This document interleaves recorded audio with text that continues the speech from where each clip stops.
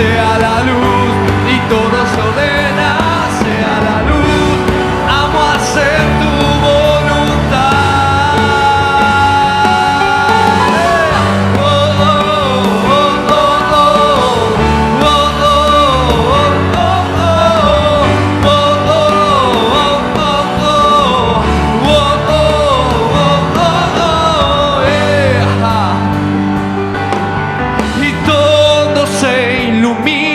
Cuando tú estás, todo se ordena, todo se transforma, todo se ilumina cuando tú estás. Vamos a declararlo. Todo se ordena, todo se transforma, todo se ilumina cuando tú estás.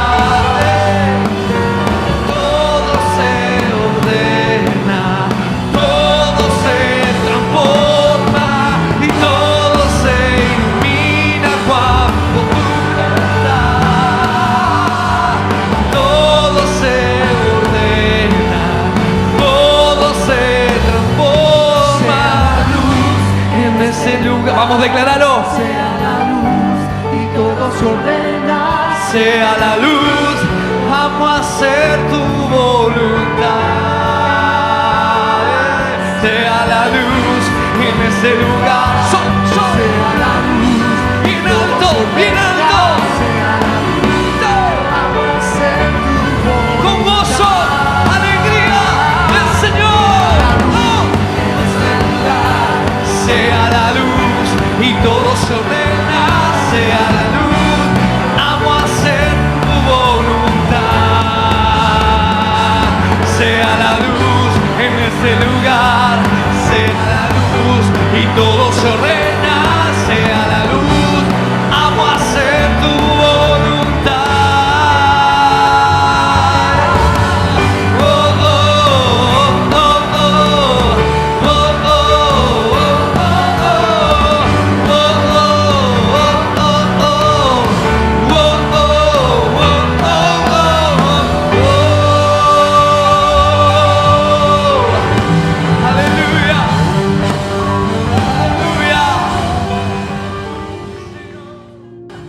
Muy buenos días, querida iglesia. En esta mañana nos conectamos para seguir estudiando la palabra de Dios y te felicito por conectarte, por escuchar este video, y la intención es poder crecer por la fe. Dice la palabra de Dios que la fe viene por el oír de la palabra de Dios. Por eso es tan importante que día a día nosotros podamos escuchar la palabra de Dios y ponerla en práctica. Vamos a ver el resumen de esta semana desde el domingo, es decir, desde el 4 de julio, desde Oseas capítulo 8 al 10, y la pregunta es: ¿cuál era el pecado predominante de Israel y qué tanto enojaba a Dios? Y vemos en este momento de la historia que Israel está totalmente apartado de Dios y su pecado era la idolatría. Lo habían dejado a él por los dioses de las naciones vecinas, y esto era lo que traía tanto dolor al corazón de Dios. Y en Oseas capítulo 9, versículo 15, hay un texto que dice el Señor: no los amaré más. Pero me gustaría que veamos este comentario acerca de cómo puede ser si nosotros sabemos que Dios nos ama a pesar de nuestros errores. Pero claro, algunos han interpretado este pasaje diciendo que Dios deja de amar a aquellas personas que obstinadamente se apartan de Él y son reincidentes en pecar una y otra vez. Dios ama a todas las personas sin importar lo que ellas hagan. Dios no le amará a usted más porque sea más obediente, le ama igual. La diferencia está en cómo le beneficiará a usted ese amor de Dios. Cuando Dios dice por Oseas que no los amará más, se refiere a que no los bendecirá más ni cuidará más de ellos. Se refiere a la manifestación del amor de Dios y no al amor en sí. Dios le ama y su amor se manifiesta si caminamos cada día conociéndole y obedeciéndole. Por eso es tan importante que que busquemos al Señor, que podamos obedecerle, que caminemos bajo la guía del Señor. Ahora, ¿por qué Dios castigaría y desecharía a su pueblo? Según Oseas capítulo 9, versículo 17, dice que Dios desecharía y castigaría a su pueblo porque no quisieron oír a Dios, quien les hablaba constantemente, y decidieron andar errantes tras la idolatría. Es tan hermoso este texto en el capítulo 10 del libro de Oseas, versículo 12, donde hay estas palabras tan oportunas para el día de hoy. Es tiempo de buscar a Dios. Creo que nunca hubo un tiempo donde no deberíamos buscar a Dios. Siempre es tiempo de buscar a Dios. Sencillamente mediten estas palabras en este día. Aproveche su tiempo. Aproveche esta oportunidad de Dios. Por eso es tan importante que, a pesar de que la política y lo que escuchamos en las noticias sean tan trágicas y tan terribles, no solamente en este país, sino mundialmente, no tenemos buenas noticias. Por eso, frente a esta palabra, estamos frente a una gran oportunidad. No la dejes pasar. Hermoso este texto. Vamos a Oseas capítulo 11, versículo 7, y dice, ¿qué dice Dios acerca de Israel? En Oseas 11, versículo 7. Acerca de Israel dice que estaban adheridos al pecado y que le llamaban Altísimo, pero en realidad nadie lo enaltecía. Es decir, palabras de la boca para afuera. ¿Qué palabra da Dios a su pueblo en el capítulo 12, versículo 6? Dice, tú pues vuélvete a tu Dios, guarda misericordia y juicio, y en tu Dios confía siempre. Lea con atención, dice luego el capítulo 12, versículo 13. ¿A quién se refiere este versículo? ¿Quién era ese profeta? Dios está hablando acá de Moisés. Y transcriba y reflexione acerca de Oseas, capítulo 13, versículo 9. Dice, te perdiste, oh Israel, mas en mí está tu ayuda. Qué hermosa palabra. Dios nos sigue hablando y nos vuelve a decir, en mí está tu ayuda. ¿Cuál es el mensaje contenido en el capítulo 14 de Oseas? Desde el 1 al 6. El mensaje es una súplica de Dios a Israel a que se vuelvan a Él, y Él los perdonaría y restauraría gratuitamente, es decir, pura gracia y misericordia de Dios. Ahora fíjense, hay una hermosa reflexión acerca del capítulo 14 del libro de Oseas, versículo 9, que dice, los caminos de Dios, los justos y los rebeldes. ¿Quién es sabio para que entienda esto, y prudente para que lo sepa? Porque los caminos de Jehová son rectos, y los justos andarán por ellos, mas los rebeldes caerán en ellos. Quisiera que piensen en este texto, especialmente en las palabras que están resaltadas. Los caminos de Dios son rectos, y los justos andarán por ellos, mas los rebeldes caerán. La misma palabra que bendice, ayuda y prospera al que quiere obedecer, resulta una ruina de los que no quieren obedecer. Sería esta una paráfrasis de este texto. La palabra de Dios está dada para que usted sea bendecido, para que usted madure, para que usted crezca y sirva al Señor. Pero cuando alguien decididamente se rebela contra la palabra de Dios, no la quiere obedecer, se excusa, pone justificativos para no hacer lo que Dios dice que tiene que hacer, le viene lo otro. No es el deseo de Dios de que alguien caiga. Por el contrario, Dios quiere que toda bendición venga sobre usted y sobre su casa, pero deberá andar en obediencia a la palabra de Dios a cada paso. El Espíritu Santo es el que nos ayudará. Amén. Y volvemos a Segunda de Reyes. Seguimos viendo ahí los reyes que siguen levantándose.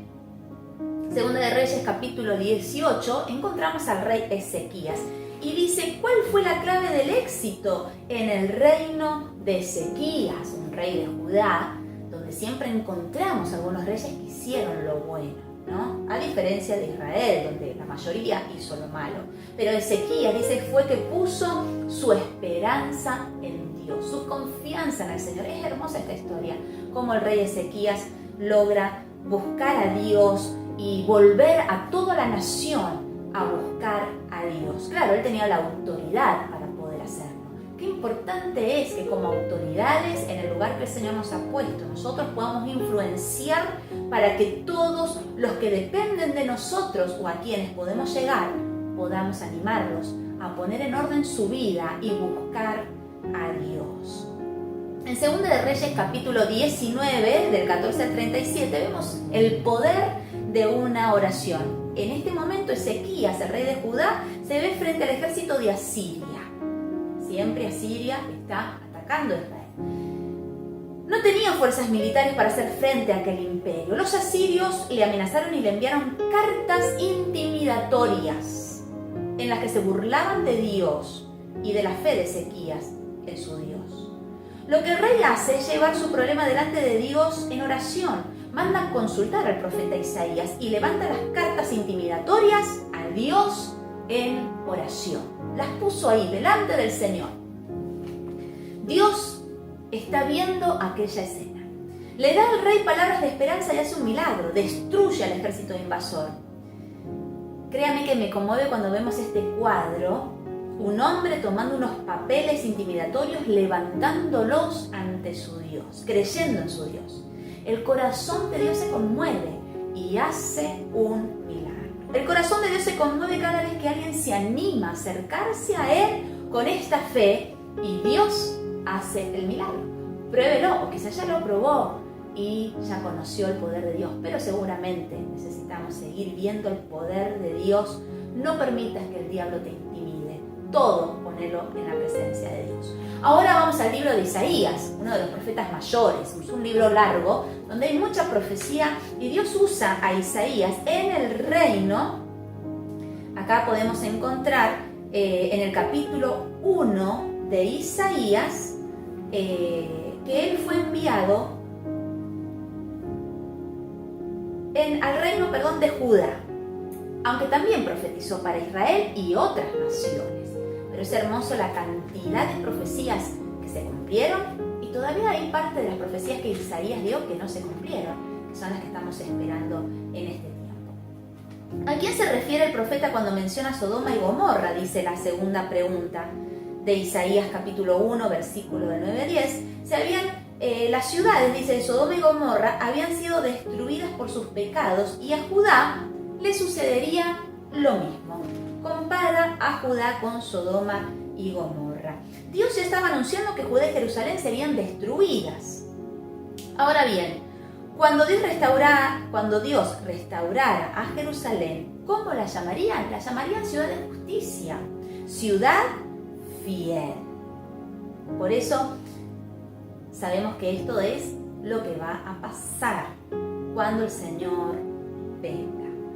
El pecado principal de Judá fue también la idolatría, pero ¿cómo dice Dios que se llama ese pecado de dejarlo a Él? Se llama, dice la palabra, altivez, soberbia. Es el pecado de presunción. Esto es creerse que uno puede vivir sin Dios.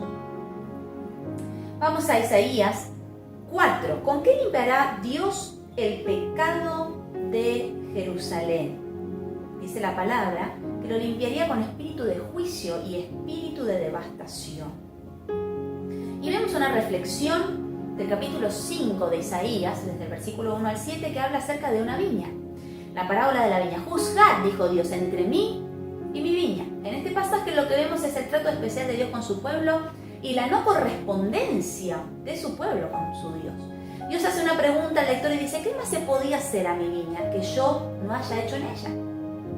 ¿Cómo, esperando yo que diese uvas, ha dado uvas silvestres? Lo que está diciendo es: después de haber entregado lo mejor a mi viña, ¿cómo es posible que diese uvas de mala calidad, como si yo no lo hubiese trabajado? Bueno, nosotros en Mendoza, dice esta reflexión, ustedes saben que Mendoza es un lugar donde hay muchas viñas y podemos ver viñas en las que se nota una dedicación especial y por consiguiente un fruto especial.